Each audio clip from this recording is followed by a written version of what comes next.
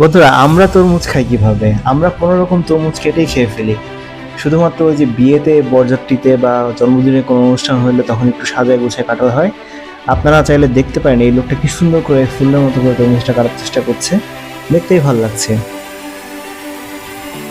ফুলটাকে একটা ফুলের design shape দিচ্ছে লোকটা।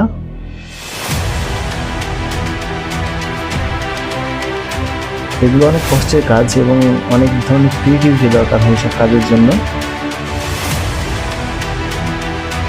আস্তে আস্তে ফুলটা হচ্ছে এবং দেখেন কি সুন্দর। বন্ধুরা, আমরা তরমুজ খাই কিভাবে? আমরা কোনো রকম তরমুজ কেটেই খেয়ে ফেলি। শুধুমাত্র ওই যে বিয়েতে, বরযাত্রীতে বা জন্মদিনের কোনো অনুষ্ঠান হলে তখন একটু সাজায় গোছায় কাটা হয়। আপনারা চাইলে দেখতে পারেন এই লোকটা কি সুন্দর করে ফুলের মতো করে তরমুজটা কাটার চেষ্টা করছে। দেখতেই ভালো লাগছে।